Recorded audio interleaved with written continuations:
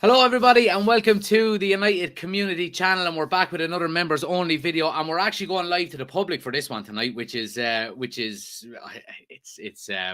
didn't mean to do it, but you're all welcome, and if it goes well, maybe this might be what we'll be doing from now on. But we've got some official channel members in with us, guys. We're just going to be having a chat about the week coming up. We've got Chris to my right, as you're looking. We've got Oisin underneath, and then we've got Ben bottom right as well. So, guys, thanks for joining again. You're more than welcome. How's everybody doing? Oh, good, man. All good. Good. Good. Looking forward to the upcoming games. Definitely, Yeah. I haven't really scripted an awful lot for this tonight because obviously we're not going to be on for we're going to be on for about half an hour or so. But look, obviously the main talking point at the moment for United fans is the big game coming up tomorrow night. I'd like to get your thoughts on it, in relation to what kind of a mindset do you have on it in relation to maybe the importance it has for United going forward, our season? Would you be overly disappointed if we were no longer in the Europa League? We'll start with you, Chris. What do you reckon? I mean, I wouldn't be overly disappointed, but the way Ten Hag does everything, I think it's just this game is as important as any other game that he has. Just because, I mean, he's shown that every game it's game by game, and we're going to try to win each game accordingly. And I think that he's going to put a strong enough squad out there. Our best squad that we can, since we're pretty thin. But we're going to try. He's going to go out and he's going to play the way he wants to play and see how it comes out. But I mean, if we get bounced from the Europa, I'm not terribly disappointed, but I don't think we will be. That's just me. What about you, Ben? Yeah, it is a big game. It's Barcelona. It's always going to be a big game. If we get knocked out, we get knocked out. But I can't see us getting knocked out the way that we're playing. We've got to look at the players as well that we've had rested. Varane's going to come back, not played for it. Casemiro's going to play into. Yeah. There's two players there that know how to win at Barcelona when they played for Madrid. I like it. It. So we've got a team there, haven't we, that can go out and beat anybody. Yeah, absolutely. I agree. And yourself, Oisin? Yeah, I echo what the lads say there. I mean, he's breeding a winning mentality. He doesn't look too far ahead. He's taking each game as it comes, and I think he has them focused on each game. I can't see us being knocked out purely because of how he sets us up and purely because of the mindset that he's set up there. Yeah, I agree. And look, like you were saying there, Casemiro is to come back in. Obviously, Sabitzer is going to be missing in relation to the yellow card he got with Bayern Munich. So yeah, I think I think if the one thing I would say about the last few games under Ten Hag is that there hasn't been many surprises in relation to, there's always been one or two surprises in relation to starting 11. I think tomorrow's game is probably the easiest starting 11 to predict, unless he does an absolute Pep Guardiola on it, which he's actually done again tonight, by the way. I think he's only picked three defenders in his starting 11 basically tonight, and he's gone all out attack against Arsenal. But yeah, like I think it's going to be an easy enough starting 11 to predict. Rashford is flying. I think that the front line is probably, that's what I'll ask you next. What would you go as your front line? Because obviously there's a lot of interchanging we could do there with Anthony, Sancho now back, Weghorst, Rashford, Garnacho. What front line would you like to see start tomorrow? We'll start with Oisin. Rashford, Weghorst, and Sancho will be my front three. That's who I'd like to see him start with. Anthony to come off the bench and Garnacho to come off the bench. Move Rashford in as the number to replace Weghorst and play from there then.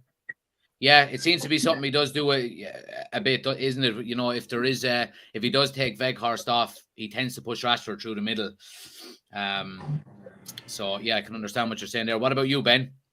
Yeah, I'm saying it's got to be them three that start, and like you say, we've got a bench that we can change it, but Weghorst will occupy the two centre backs, and we'll have Rashford and Sancho just running behind, won't we? So, yeah, absolutely. Right, come on, Chris, tell us, Chris the genius. See, I think that I think you may see. I would do my genius move and put Sancho into number 10 and put Rashford and Garnacho and just go after him. Yeah. Go after him with pace, and everything.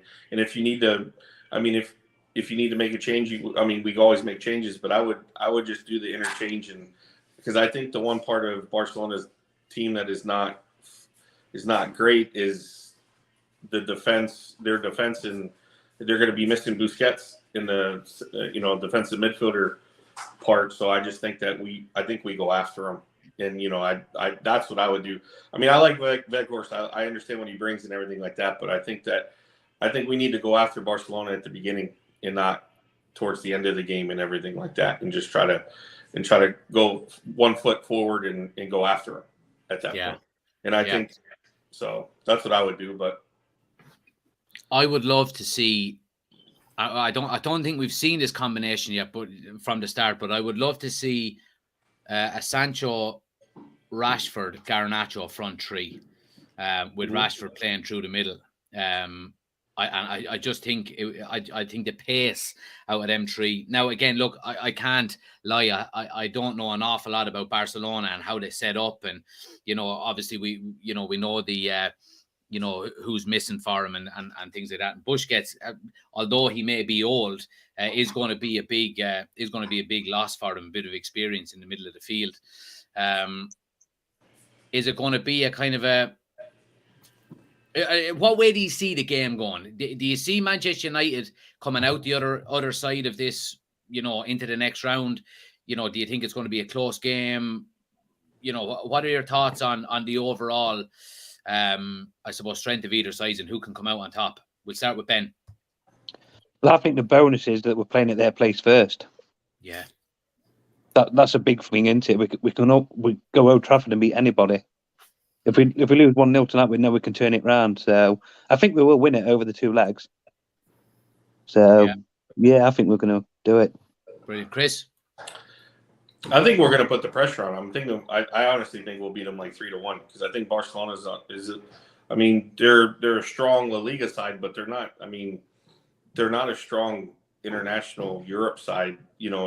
Hence they're in the Europa League now. If you look at their fixtures in the Champions when they were in the Champions League, they didn't go well, and they have a lot of inexperience between Pedri and Gavi and everything, and losing Busquets, and there's a lot of they lose a lot throughout the midfield. And I've watched a couple of their La Liga games, and Frankie's there, and everybody loves Frankie De Jong and everything like that. But, this could be a little audition for Frankie De Jong again next year. But he doesn't. But the way that they play, they push him out wide, and they, it's. To be honest with you, besides the weather in Barcelona and how nice the city is, I don't understand why he wants to play there. I just don't get it, because it's just they don't play to his strengths at all, and I guess that just kind of speaks volumes to what they think. What they think of him, or and whatnot. So I think it's going to be. I think we're going to come out and surprise. To be honest with you, I really do. Because I don't think they can handle if we come out and pressure, like even if we start Weghorst and Rashford and Sancho or something like that, the amount of pressure that Weghorst puts on. This guy runs he's goofy when he runs, but he doesn't stop running and pressing. He really doesn't. And that's the one thing I can say. He's always moving. And even in the midfield, when he plays in the 10, when he was playing in the 10 role a little bit, when he assisted Garnacho's last goal, he never stops pressing guys. He's always moving. It's crazy. I never thought of him as something like that. So yeah. And I don't think Barcelona can deal with it. I really don't. Yeah, I agree. Oshin?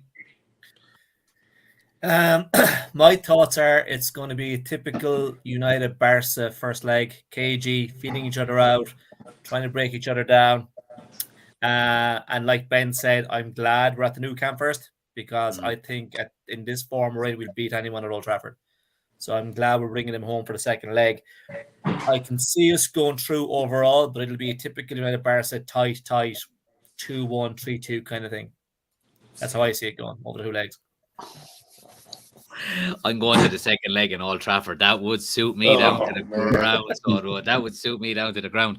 But no, I have to agree. I don't see either team running away with it. I really don't. I think, like you were saying, maybe a 0-0, a 1-1 in the new camp, and all we'd be missing is Paul Scholes just to step up with a 30-yarder. You know what I mean? From outside the box. But no, look, I think it's going to be. I think, like, obviously Barcelona are nearly running away with La Liga at the moment, but the strength of La Liga doesn't really match up to the Premier League, in my opinion. I think I think both teams are going to be very similarly matched, and I don't see either team running away with it. But let's get a score prediction finally before we move on. Let's go with. We'll start with tomorrow night's game only, say, for example. So, Chris, you can go first. 3-1 United. 3-1 in the new camp. Yep. Oh, love it. I'm telling you. The press is gonna get them. Right. Okay. I hope you're right, man. I hope you're right. Oisin. I want some of whatever Chris is drinking. It's I see it being it'll either be a score draw or United by the odd goal in a 2-1. Right. Yeah. All right. Happy days, Ben. I'll go 2-1 United. Right. Okay. 2-1 Yeah, United. I'm not that far off. Everybody's 2-1. I'm 3-1. You know? I'm gonna go 1-1 just for the excitement of the second leg. So that's what I'm going with. That's what I'm going with. I want to talk really quick, guys, about Marcus Rashford at the moment, because obviously he's in just unbelievable form, and he's just scoring game after game after game after game. And finally, we're after seeing this week, and I've been really happy with it. There's been a lot of talk about, and we've mentioned it before here, but there's been a lot of talk of Benny McCarthy and how well he's doing since he came in. And I can't see how he's not going to continue to score given how well he's playing. Now I know every player is going to have highs and lows, but what is he? Is he 21 goals so far this season? I think so. Yes. In all competitions, can he get 35 goals this season? Yeah, where he's playing, he can. And I mean, I'll be honest with you. If you look at our remaining Premier League schedule, I think there's a good chance. I mean, because it's not like our Premier League schedule is like, Arsenal's playing City twice and they're playing Chelsea, and we got to look. Our schedule's medium, not terrible towards the end of the year. Yeah. Machine. Like, what's the limit for, like, obviously sky's the limit and all that, but what do you reckon? I'd love to see him for himself get 30 plus. 30 would be a good place to aim for. I don't think he's ever hit those numbers before, but I don't think he's played with this freedom before. He's and I think being out in the left and coming in is his best position. Has he scored more out there than he has when he's gone in the centre forward? Yeah, I think the majority of them have come from that kind of area, haven't they? Mm-hmm. Yeah, so it's just a case of keeping him fit, and the sky's the limit for the lad. Absolutely. Yeah. And it's great to see, obviously, and there was a lot of people writing him off last year and saying, no, we should sell him and things like that. And I wasn't one of the people that said we should sell him. I was saying he has one more season to prove himself, and if he doesn't, then it's time to move on. So I'm really, really happy that he is, that he's kicked on and he's doing so well. And obviously he's a local Manchester guy, all that kind of stuff. So that plays into it all as well. But yeah, no, I think, like what you were saying there, I think 30 would be an absolute, like, to go from the levels that he had or the levels that he was at last season to 30 goals in a season, I think would just be absolutely phenomenal. So yeah, I'd be all over that as well. I sent you, Jack. Did I send you the TikTok or I think it was the TikTok that they had about Rashford, about his training, and what he said, it was his first real off-season training, and he's injury free, because last year he had the shoulder injury, he had a couple other things, and I think he came to the States, of course, to train hard, because it's what we do over here, but but no, I mean, I look at it, and he just rededicated himself to really going after it and being fit, because he said this is last year he wasn't fit, this year he's fit from the beginning. Yeah, I think that makes a difference, because I don't think you can get fit during the season. It's like impossible. Yeah, you're right. He had a pre-season, didn't he? Mm-hmm. In was he at the Nike headquarters? I think So so brilliant. We'll read out some comments there. It says, where's the cans? Solo is in as well. Says, good evening, good to see you, Solo. Anybody watching, guys, go over and give the Man United Agenda a subscribe there as well.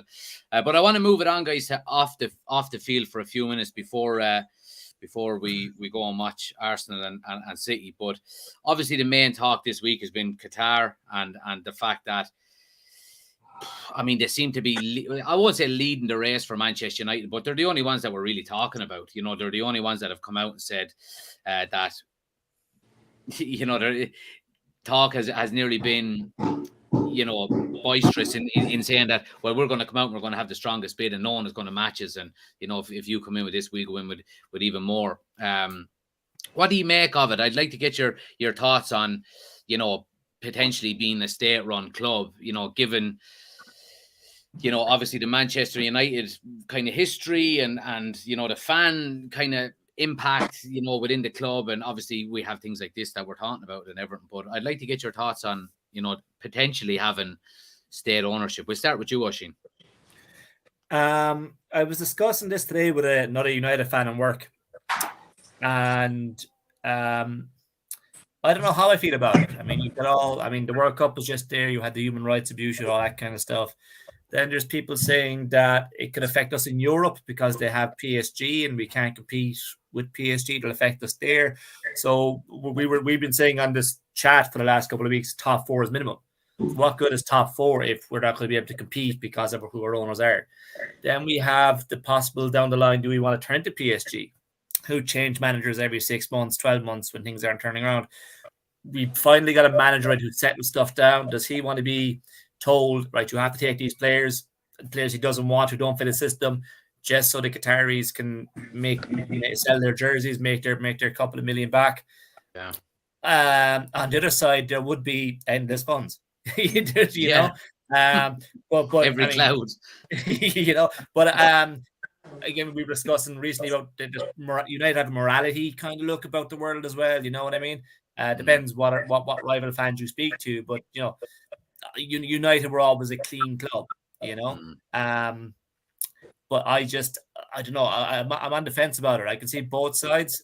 Obviously, I'd love to be competing for all the star names out there and being able to compete for them fairly under FFP. Yeah. But I have reservations about other sides of that. There seems to be kind of a fear of being left behind if we don't go with a state-run club, if you know what I mean, given the fact that we have your Newcastles and your Man Cities are like that now. Well, I think to go on Oisín's, that UEFA came out and said it's not a problem, if they're, because everybody says it's semantics. It's the Qatari sports investment, the QSI or whatever they call themselves, and then they were going to bring in another investment group, with having one person, like the same, it's like 2 different groups, but run by the same, like, I don't want to say king, but whatever entity at that point. So that the champ, because otherwise they wouldn't bid on it if, at that point, because Champions League means so much money. So I think that part, from what I've read and I've listened to other people, is that UEFA's kind of pushed that aside, so you don't have to worry about that. But and the one UEFA would, though, wouldn't it? Yeah, of course they would. Yeah, of course. They're not going to say anything. They don't care. But the other thing is, the positive things that I've heard, and we're all on the outside looking in, is that the guy that is wanting to buy United is a United fan, and that he's already came out and said that he would support Ten Hag in what he does. And that's vital. And I think that's why I would be excited, because as long as that, and again, if he changes his mind, now we're all in the shit. So it doesn't really matter. But at the same time, if he comes out and says he's going to support Ten Hag and what he does in his vision, then I would be all for it, because to be honest with you, I'll use the Jerry Maguire, show me the money at that point. And just, because the problem is with United right now is, from what I've read, if Jim Ratcliffe buys them, we're going to be in the shit still because of how much money the Glazers have set aside, like that they have not paid out, and that how much debt that is left with United, that we're gonna have tough years ahead of time, where if we're state run, those tough years can go away real quick because they have the money to clear that out. There's been talk of if Jim Ratcliffe does put in a bid, that he's going to be financed and backed by the likes of JP Morgan and a couple of American But see, in JP Morgan, what I was scared of is that they're the ones that were trying to back the Super League, and they're the ones that wanted the Super League to be. So now, if they're backing United, they could push United to be in the Super League and cause a whole bunch of ruckus, and that would be bad for us. And that's what I don't mind it. I mean, the world is the world, and the problem is we don't really have a whole lot to. As everybody says, there's all these bids coming in. Well, we've only really heard of 2. Yeah. The Elon Musk thing is forgettable. Nah, bullshit. Yeah. But other than Apple and all that, but to be honest, I think if we want a real chance at free and clear, I think state run is the way we have to go. Yeah. And let's be honest, like I don't know all the city stuff, that's a debacle in itself. But you look what they've done with Newcastle. They've supported their manager. They went out and got the guys that he wants, and look where they're at. They're right there with us. So if they take that, and the other thing is, I haven't been to Manchester in probably 4 years, I think it is, but like they were talking about, from what I read this morning, they were talking about how, the one thing Qataris want is that they're worried about how many 5-star hotels are in Manchester, because they want to revitalize everything around it, and not there's only one. And that's the thing, and they're like, we want that's where you stay all the time, Jack, is it? I wish. I need to get more fucking channel members before I can stay on one of them. But no, I think it's an important thing, and they're saying all the right things, and you have to take it for face value at that point. Yeah. We've been saying it for weeks, though, isn't it? I think that's the main thing. I don't care who buys us, as long as they're right, as long as you run the club properly. That's what we've got. We've got to get back to running the club properly. Have football people doing football stuff, money people doing money stuff. If it sets us back a year or two, but we've got a bright future, so be it. Well, as long as we run properly. The only thing that, like Ben said, what I heard this morning is that even the Qatari guys were saying, "Oh, well, maybe we'll give the board another year to see if they can turn it around." I'm like, no, bring in another board. Yeah. They're terrible. Bring them. They don't. The only thing I can say is, we sit back and you judge the board this past summer, and it's like, how do you know what they did and what Ten Hag wanted? With the stretching the Frankie de Jong thing out so long, waiting to buy Anthony, because now was that something that Ten Hag wanted, or is that we don't really know how that played out. Ultimately we got the guys that he wanted, except for Frankie, but it's. I don't want the board to stay. I want them to go. But, I just want, like Ben said, I want football people doing football things and knowing what they're doing and doing deals that make sense. Not like what the Glazers and Ed Woodward did and put us in, 300 million, 400 million debt because of the deal that they did and how they spaced out the transfer fee and how they're going to pay it out. It's like stealing from one credit card to pay off another. And now we're stuck in the shit, and that's why the Glazers are getting out. Yeah, I think if we are coming to a kind of an era of state run club, I think like you never hear of issues like this at PSG or at Man City or teams that have money struggling to get players. You know what I mean? And like maybe it is the case because there's so much money there, right? If we can't get Frankie de Jong, then we'll, spend an extra 40 million on Jude Bellingham or whoever it may be, But I agree with you. I have to say it's kind of it's nearly bittersweet where you want to have the funds that you can go up against the PSGs, the Man Cities, the Newcastles of the future, and clubs like that. But you also want to have what's the word I'm looking for? You also want to have I don't know, the sense of